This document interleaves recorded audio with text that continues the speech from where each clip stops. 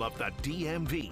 This is DC News Now. Happening now at 9, covering the entire DMV. An 18-year-old gunned down overnight. Who DC police have ID'd after efforts to save the young man's life. Our family's trying to get some closure to his passing, and here we are. We can't even get inside. One mother unable to lay her son to rest when shots rang out near the cemetery. The search on for suspects. And one of DC's longest city leaders memorialized forever, the road renamed for former Mayor Maryan Barry. And how to spend less than $30 for your Thanksgiving family feast. And not only will I have your forecast for Sunday and your brunch forecast, I'll also talk about the Thanksgiving Day forecast and what I'm serving up for you coming up.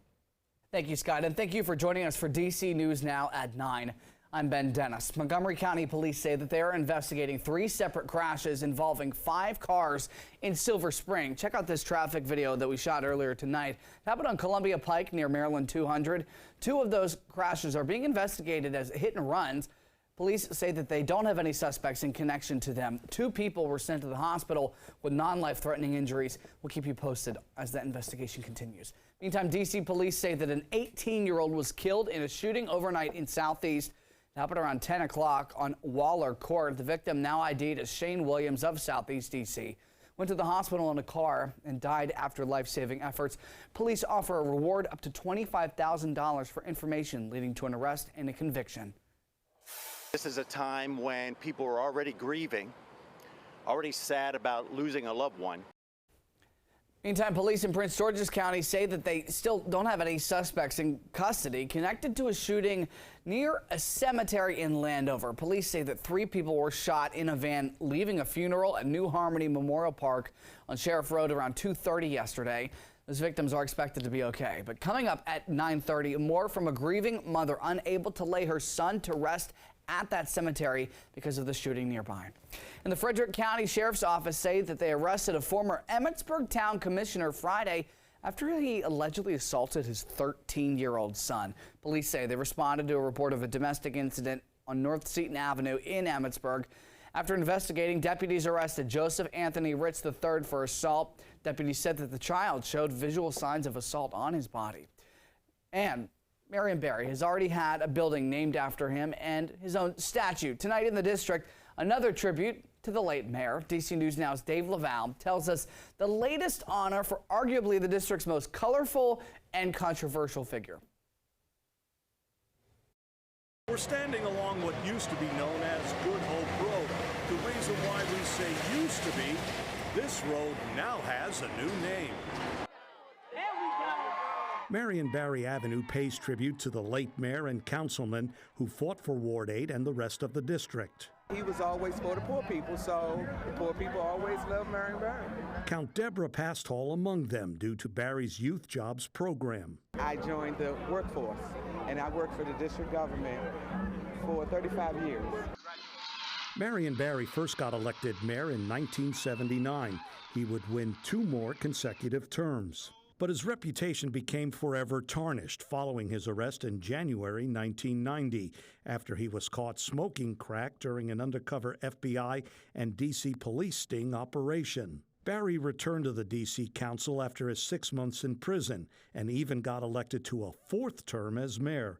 Despite his legal troubles, that never deterred Barry's supporters. One of my fondest memories is him just coming and sitting at a card table in my backyard when I was a little kid, having a steak and eating crabs. You get back what you give, and he gave us a lot. Which is why the head of the street renaming effort pushed for the change. The hallmark of his service was doing things to improve people's lives. Neighbors hope Maryan Barry's legacy pays off in other ways. This is a nice corridor for our small businesses, and being able to have a business on Maryan Barry Avenue is very encouraging for this population. The D.C. Council approved the name change earlier this year. Maryan Barry passed away 9 years ago next week. In Anacostia, Dave Laval, D.C. News Now. Our thanks to Dave. Meantime, city leaders celebrate Barry in other ways tonight. Mayor Miro Bowser posted these photos to X, formerly known as Twitter. You can see the Frederick Douglass Memorial Bridge over the Anacostia River in Southeast, lit up in green, a color associated with many of his campaigns. Bowser captioned the photo, "Tonight's view from the Great Ward 8 in honor of our mayor for life."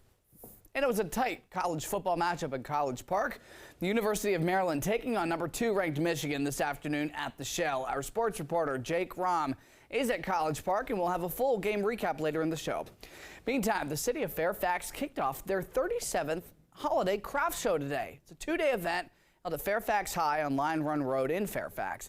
The event includes vendors from all across the DMV selling homemade holiday-themed crafts like decorative Santas and wreaths. A 1-day admission pass costs $5. People under 18 can get in for free.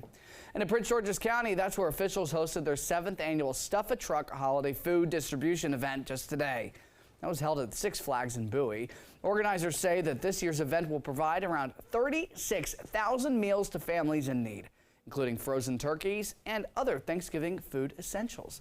Time now is 9:06. A live look all across the DMV. It is quiet in Annapolis, Winchester, over the U.S. Capitol on Capitol Hill, and right here over the National Mall, the Washington Monument on full display. Scott Sumner joining us now with your local forecast. Scott, how's it looking out there?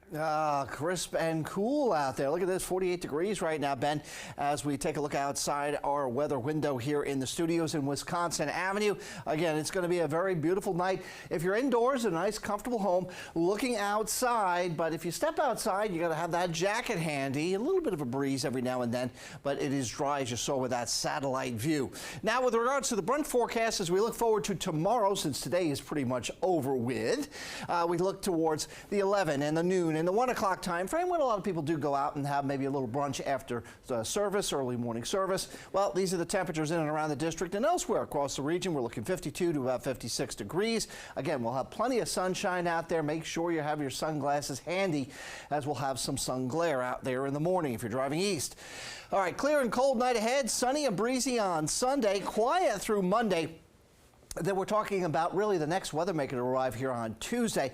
It's good news in a sense, because we should get a soaking rain from it, and not looking too much in the way of any sort of flooding, although there could be an isolated report of some flooding in spots, but overall not too bad. We'll break it down, give you rain estimates, and have your Thanksgiving Day forecast. It's never too early for that, right, Ben?